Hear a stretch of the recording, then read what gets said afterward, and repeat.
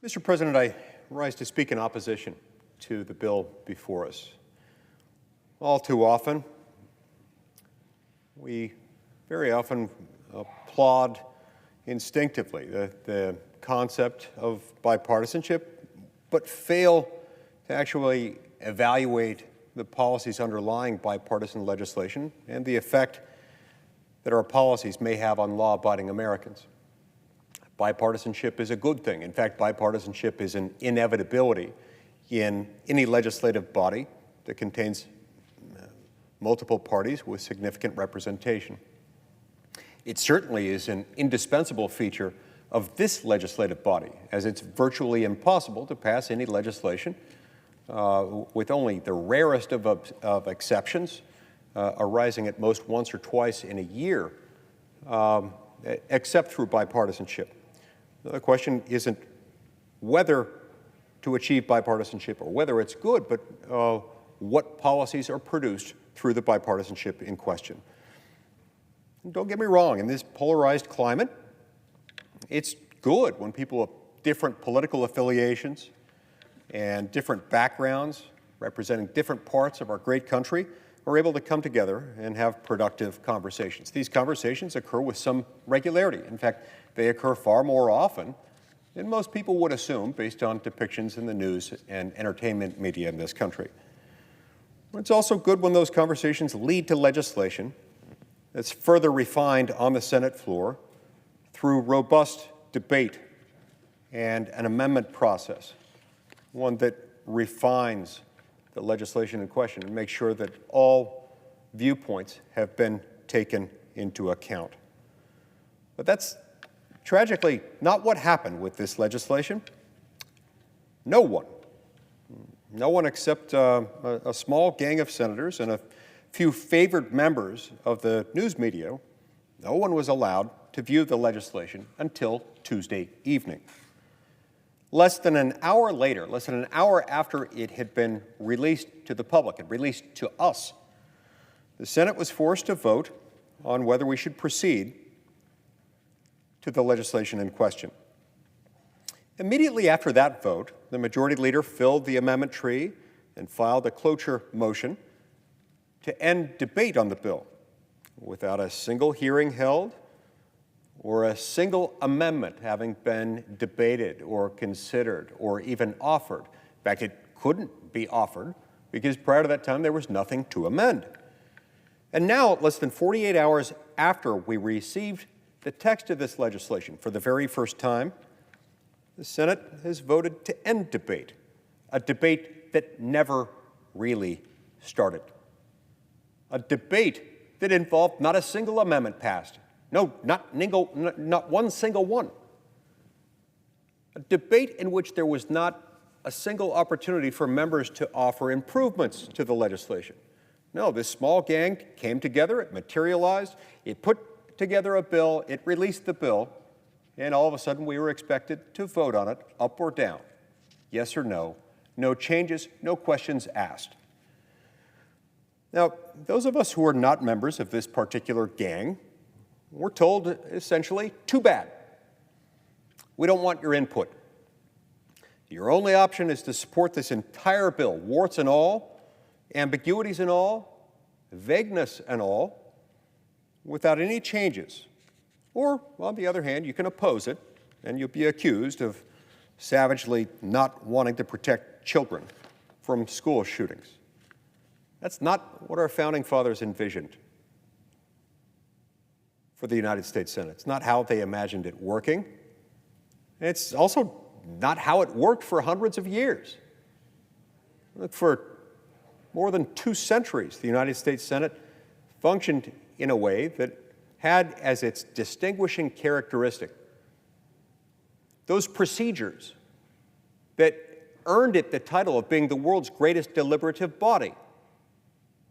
Chief among those features was the willingness and the ability of each member to offer up improvements in the form of amendments and have those amendments considered, debated, discussed, and ultimately voted upon. But unfortunately, this is how the Senate has been run over the last few Congresses. Sadly, we've seen some of this under Democratic and Republican leadership alike. This isn't just bad news for the Senate. It's especially bad news for the American people who deserve better from an entity that still calls itself the world's greatest deliberative body. It's not without notice that this has become a problem. It's not without notice that we've deviated from this. And the thing is, when we deviate from our own procedure and our own processes, the substance shows. The inadequacies of the substance are the natural, foreseeable result. They are the inevitable product of a defiant refusal to abide by our most time-honored procedures, rules, and customs.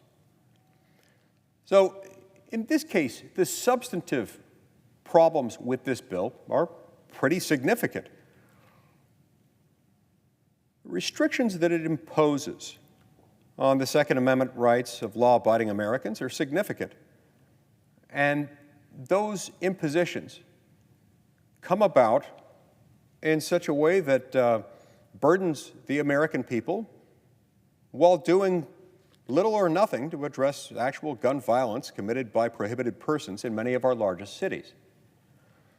Now, you'd think that a bill that purports to be able to keep kids safe in schools would at least have some funding for school security measures or school resource officers.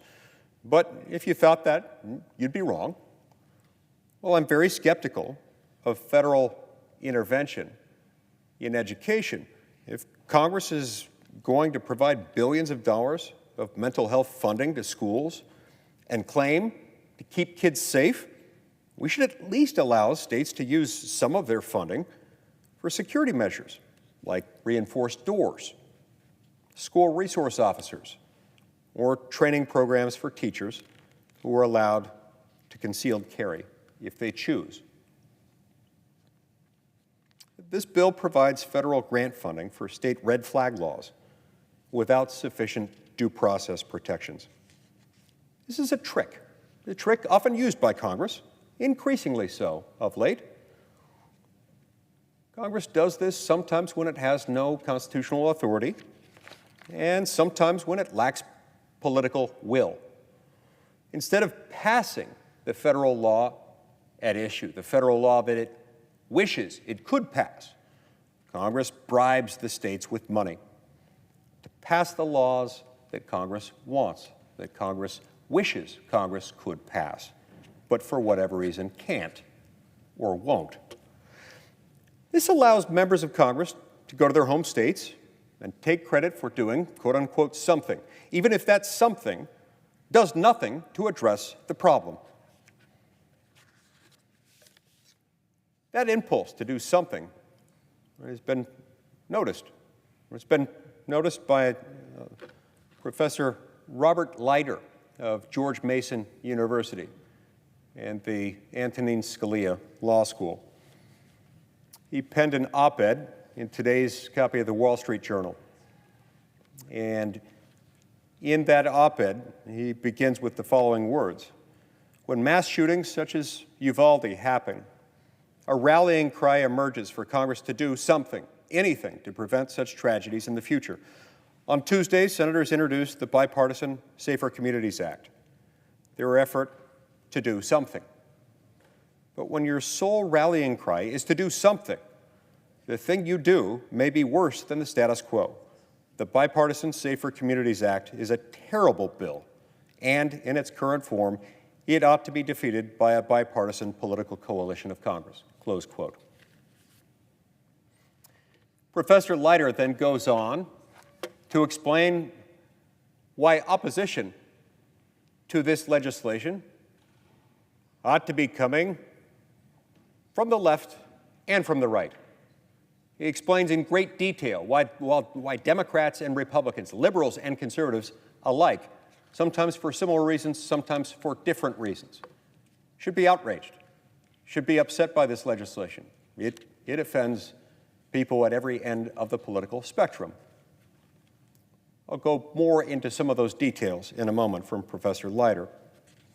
But look, When the government seeks to deprive an American citizen, a law-abiding American citizen, of a constitutional right, we've got protections in place. And those protections can be found among other provisions of the Constitution. They can be found in the Fourth and Fifth Amendments to the Constitution. In the Fourth and Fifth and 14th Amendments to the Constitution, in both provisions, you've got a due process clause. In both the Fifth and the 14th Amendment, it says that a person can't be deprived of life, liberty, or property without due process of law. What does due process mean? Well, due process means the right to be heard. And you can't have a deprivation of life, liberty, or property without due process. The word without has been interpreted and fairly does mean before. You have to have due process before they take it away from you.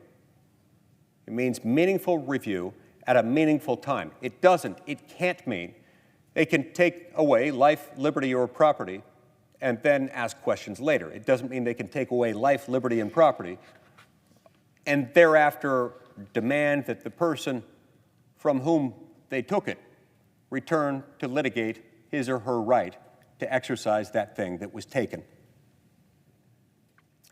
Red flag laws enacted in states thus far get this exactly backwards. Confiscation first, due process later.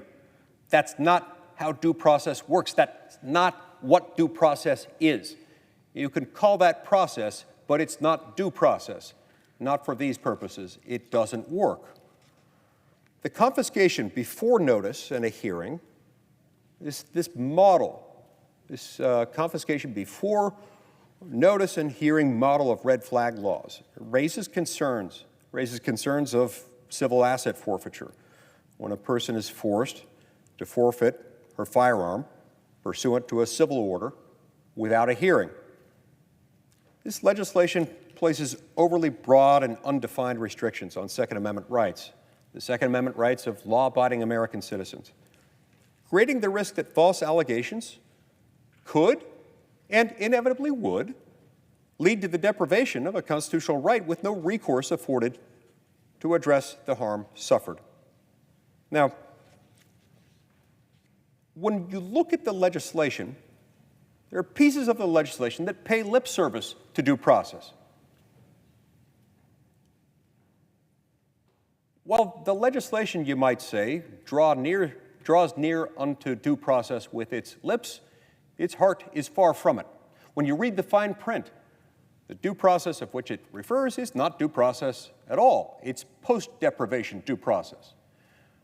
The very specific procedural protections that we associate with due process, an opportunity to be heard before a fair, impartial tribunal, the opportunity to offer up evidence, the opportunity to cross-examine adverse witnesses, for example, things that we associate as inextricably intertwined with due process because they are. Those things are all articulated at the back end of this due process paragraph of the bill.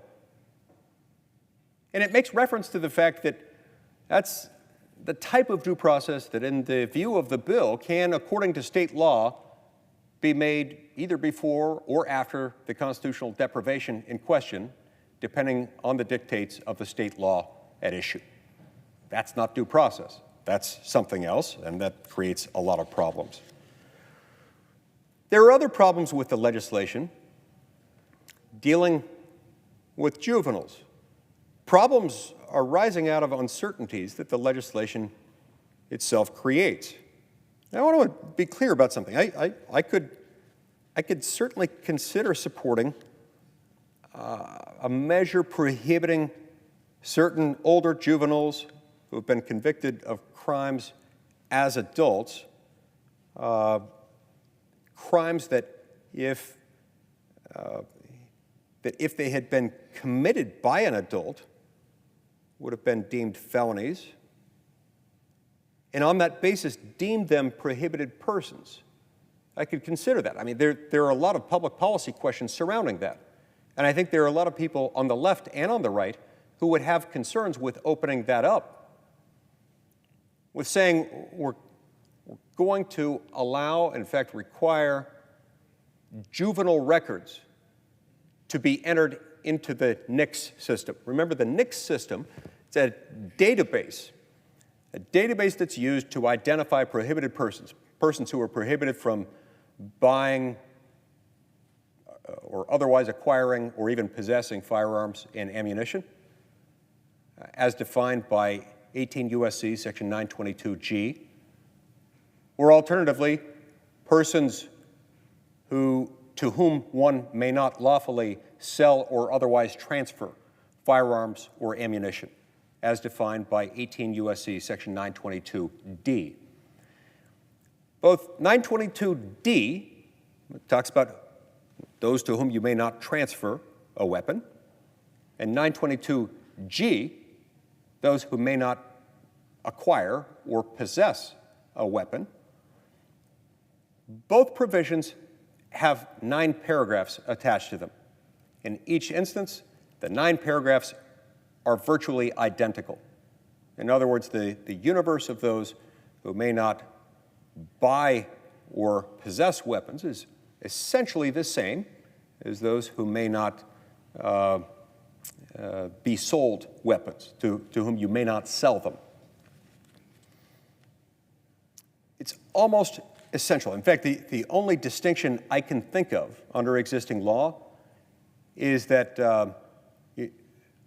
while under 922G, you may not possess a firearm if you are a convicted felon, that same prohibition extends in 922D in such a way that you may not sell or otherwise transfer a firearm to a person who is either a convicted felon or has been indicted for a felony and is standing under indictment, under currently pending criminal charges.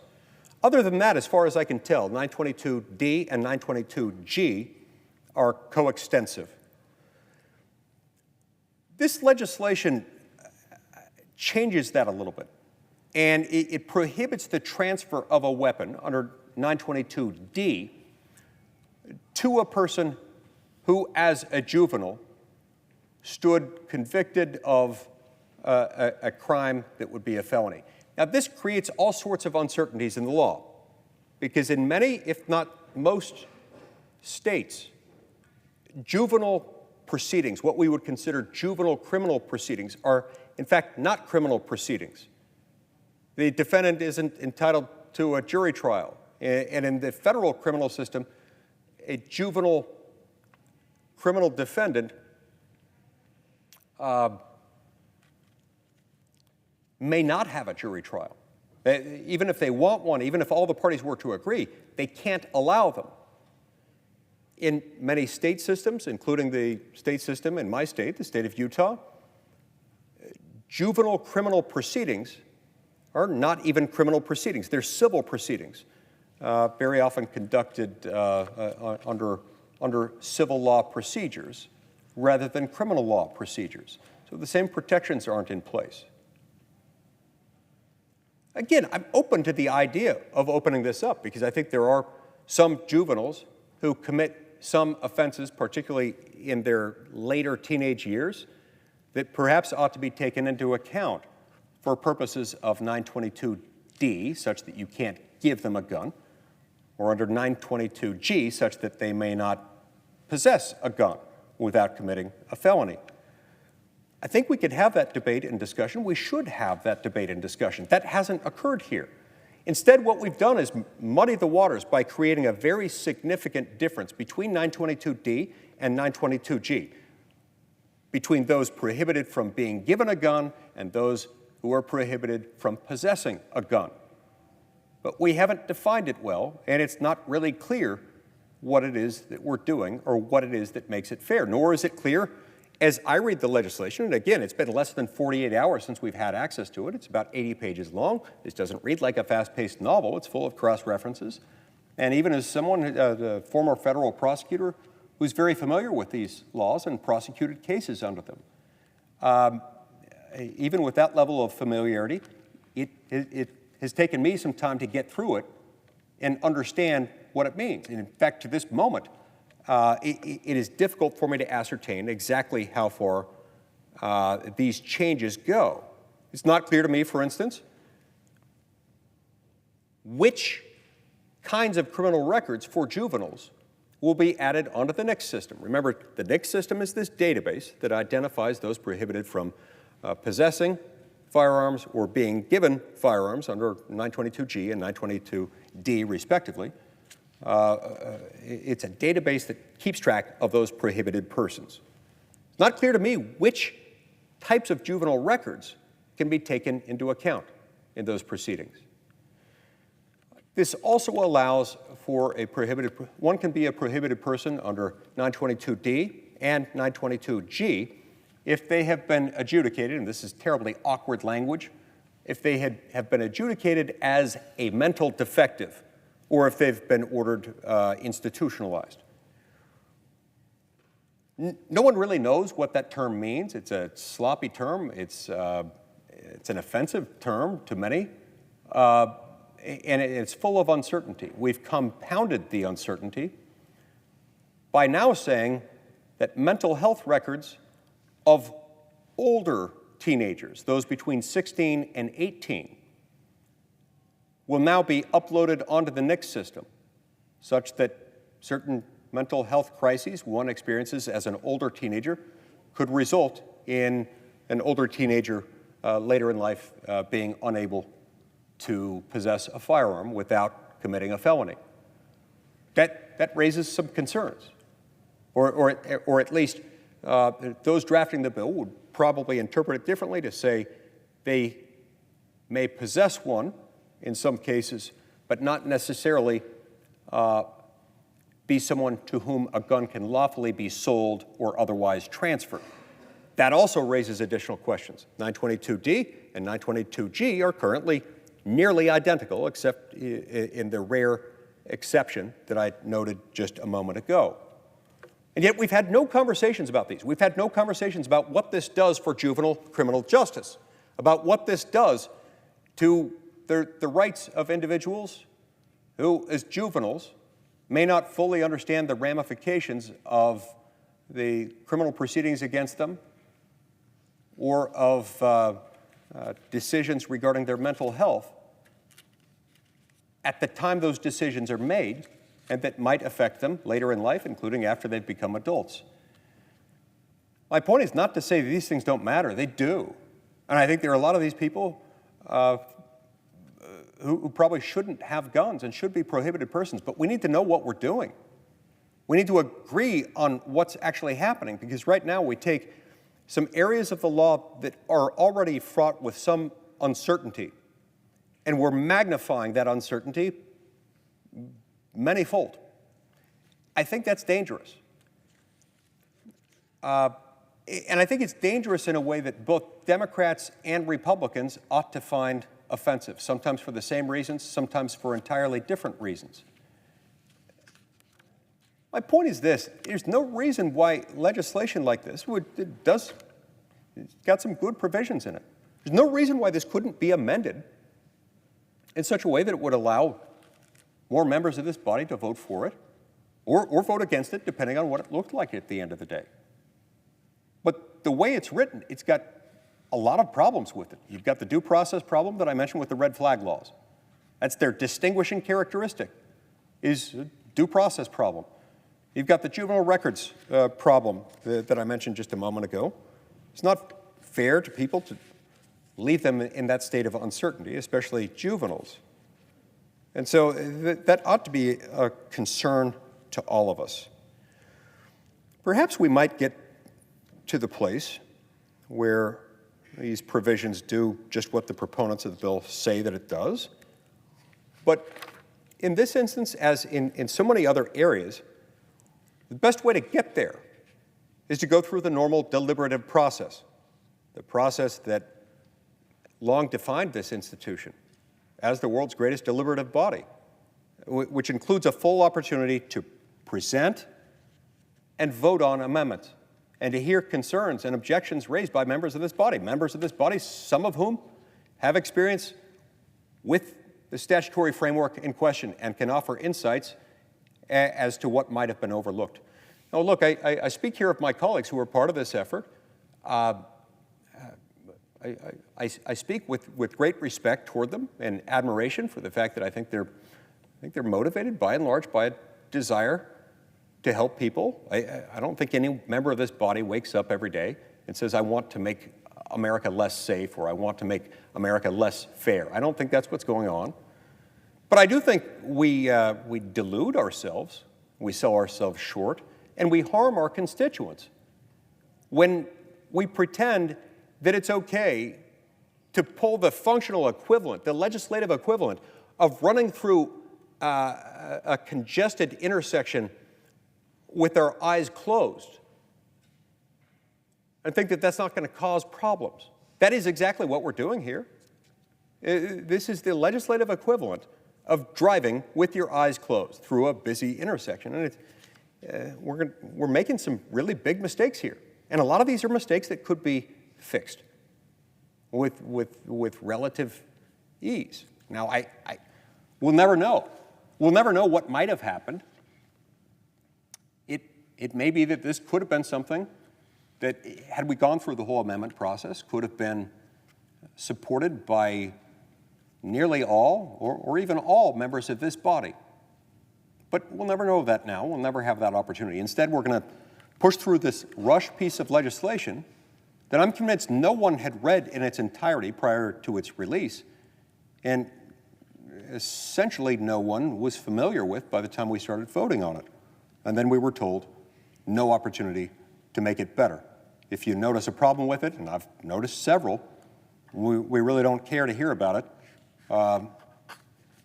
Expediency demands that we somehow just rush this through, but the American people deserve better. There are, moreover, other provisions of the legislation that have raised some eyebrows in some corners. There are provisions of this bill that provide funding to encourage states to provide Medicaid and CHIP services in schools under the auspices of an effort to increase access to mental health services in the schools. Well, federal Medicaid funding is, of course, something that cannot lawfully be used to perform abortions except in the case of rape, incest, or to preserve the life of the mother. Some have pointed out that schools under this legislation easily could use the clinics established under the bill as a means of accomplishing the provision of abortions and also prescribe abortifacient drugs using state rather than federal Medicaid funds. There has been some discussion even today about this. The fact that we still don't know this is troubling to many. I'd certainly like to know what the definitive answer to it is. As far as I can tell, it does open the door to that. We ought to at least be able to have that discussion. Now, there are some legislative options before us that address things that can be done practically to improve safety. One is the Luke and Alex School Safety Act, which is included in this bill. Like I say, there are plenty of things in this bill that are unobjectionable, and this is certainly first among them. And it codifies into law the Federal Clearinghouse on School Safety. I spoke in favor of this bill at a Judiciary Committee hearing just last week. Additionally, I support the bill's provisions increasing penalties for straw purchasers who know or have reason to know that the gun that they're purchasing for someone might be used in a crime. And I'm open to other proposals that tackle safety in schools head on. Senator Marshall from Kansas has an interesting amendment that would use unspent COVID funds to improve school safety and school security. But look, there are a lot of things in this legislation that really ought to be discussed in greater detail. And we haven't been able to discuss them. We haven't been able to debate them. We haven't been able to amend them because of the rush process. It begs the question, why are we in such a rush? Don't America's school children and America's teachers and America's moms and dads deserve better consideration than this? Schools are out for the summer at the moment. It would actually be a good thing for us to take a few more weeks to debate and discuss these things and get to a better solution. Well, why are we rushing it? I want to get back to the juvenile provisions for a minute. This is something that Professor Leiter speaks about at some length, and he raised some observations that I hadn't entirely considered, and I'd like to share some portions of that. And at the end of this, I'll be offering this. I ask unanimous consent at the conclusion of my remarks to be able to submit this op-ed submitted by Professor Leiter into the record. Without objection. Professor Leiter describes one feature of the bill as particularly discouraging, particularly troubling. I spoke of the juvenile provisions a moment ago. I identified some troubling features of them. Professor Leiter gives additional commentary on this and provides additional observations, not all of which had been noticed by me. Here's how he puts it. Quote, "The most significant provision in the bill is the prohibition against firearm possession by those convicted of a misdemeanor violent crime against a dating partner, closing the boyfriend loophole." He goes through this after he has discussed the problems with the juvenile provisions, noting that this will create disparities. It will cause uncertainties with juvenile offenders of one sort or another. And then he goes through a fuller explanation of how those operating under the boyfriend loophole provisions might be affected. He continues, quote, "But the senators who negotiated this bill evidently couldn't agree on the definition of a dating partner. They defined dating relationship as a relationship between individuals who have or have recently had a continuing serious relationship of a romantic or intimate nature. But relationships come in all forms, and this definition provides little guidance." He continues, "The senators provided three criteria for consideration. 1, the length of the relationship. 2, the nature of the relationship. And 3, the frequency and type of interaction between the people involved in the relationship. This," Professor Leiter continues, "means that a continuing serious relationship will be some function of quantity of dates, length of time, and physical intimacy. But these vague factors don't provide fair notice and are susceptible to inconsistent application." Let me pause there to just note what he's referring to. The so-called boyfriend loophole exists because two of the provisions in 18 U.S.C. 922G, defining the prohibited persons, paragraphs 8 and 9 respectively, apply to those individuals who have either been in receipt of a restraining order arising out of a domestic relationship under paragraph 8, or those who have been convicted of a misdemeanor crime of domestic violence under paragraph 9 of 922G. In both cases, there has to be a relationship that makes it about a domestic situation. It has to be an intimate partner of one sort or another. Current law tends to define that as a spouse, when you're dealing with the spouse or a live-in partner, for example. But this provision seeks to address what the sponsors of the bill refer to as the boyfriend loophole, meaning what about someone who is not married and who doesn't reside with or hasn't resided in the past, didn't reside at the time with the person, but was nonetheless in a type of romantic relationship. Now, here again, it's not a bad impulse to want to close some ambiguities in the law, but you've got to do it with language that makes sense. You've got to do it with language that puts people on fair notice of what the consequences of a guilty plea might be, or what the consequences of not litigating more aggressively in the context of a restraining order or something like that might be. Particularly in the context of 922G9, where we're dealing with a domestic violence misdemeanor. The person needs to know, when that person is being asked to plead guilty, what consequences that might have on the person later in life. And those questions aren't answered here. Professor Leiter continues, quote, by failing to define dating relationship, the term dating relationship adequately, that's the term of art that they introduce into this legislation, Congress is effectively delegating the critical question of who falls within this ban.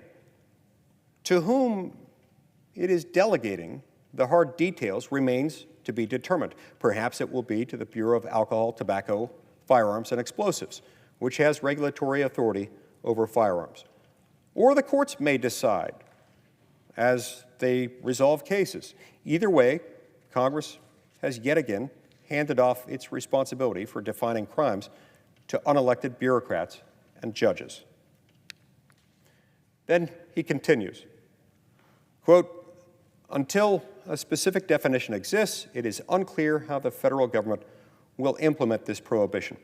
Suppose a criminal records check indicates that a potential purchaser has committed assault or battery. What next? Maybe the trial record will show that the defendant was in a relationship with the complaining witness, or maybe it won't. If such information is available, how is the examiner supposed to gauge the relationship? The available records likely won't provide the precise details of the relationship. Even if they do, the examiner still has to decide whether the relationship was serious enough to trigger the gun disability. The Senate compromise feeds many prospective gun owners to the bureaucratic wolves, close quote. Professor Leiter's point is an excellent one. When people are going through criminal proceedings, if they've been charged with a misdemeanor and they're deciding how aggressively to fight it, whether to take it to trial, whether to plead guilty, under what terms to plead guilty, it's nearly always going to be in state court. After all, it's very few criminal convictions are in federal court, a tiny percentage of them. And the prohibited persons, as defined under sections 922D and 922G, the underlying convictions can be either state or federal. So these proceedings, nearly always taking place in state court rather than federal court, are not going to be in a position, it's not going to be within their jurisdiction to decide whether or to what extent this will put them in that status, in that boyfriend status, in that status of a quote-unquote dating relationship. In fact, the term is so vague, the structure is so broad and undefined that it is not reasonably possible to know what consequences the law might attach to a guilty plea in that circumstance, or to a conviction following a jury trial in that circumstance. You know, James Madison said in Federalist number 62, and I'm paraphrasing here, but he said something to the effect that it will be of little avail to the American people that their laws may be written by individuals of their own choosing, if those laws be so voluminous, complex, or ever-changing that they can't reasonably know from one day to the next what the law requires of them. This is one of those moments. We're imposing a pretty significant restriction, a restriction on a constitutionally protected right, one that may well apply for the rest of their life in some cases, without them even knowing what's happening. This is the kind of rain that will fall on the criminal defendant of all backgrounds, of all political views. Every demographic could be harmed by this in one way or another. And so it really would be better if we were taking the time to draft this legislation carefully. And that's my number one complaint with it. It's why I can't vote for it. There are some of the things in here that I wish I could vote for. But they've lumped it all together. They've said, here you go, take it or leave it. But look, you put red flag laws in here, knowing that red flag laws, the way we've now outsourced them to states, and that we've now started paying the states, giving them money to adopt red flag laws, whose distinguishing characteristic is to take away someone's constitutionally protected right without due process of law. That's a problem.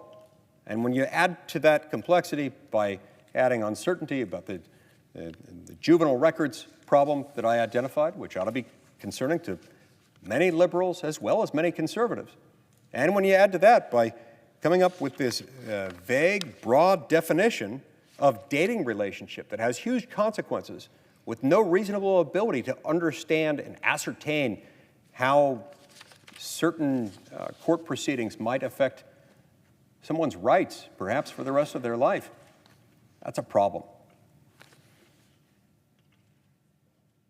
It doesn't have to be this way. I look forward to the day when the Senate will operate the way that it was designed to, the way that it once did, the way that it in fact has operated in the not too distant past. But we've got to demand it. As long as people continue to tolerate, continue to accept and condone and reward and encourage this type of sham process, we'll be left with subpar legislation, sloppily written. I'll conclude with the words, once again, of Professor Leiter, who says it well. Quote, "The Bipartisan Safer Communities Act will likely pass because members of Congress feel enormous pressure to do something. But it is not a good bill, and it deserves further deliberation and refinement. The Senate's job is to help draft good laws by cooling the passions of the moment. Right now, it is failing." Thank you, Mr. President. I yield the floor.